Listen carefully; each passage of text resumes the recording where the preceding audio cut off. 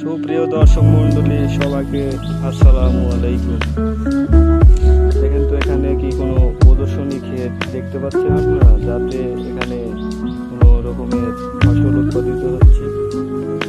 দেখেন তো বোঝা যায়, কিন্তু এর মধ্যে থেকে আমরা বের করতেছি অনেক অনেক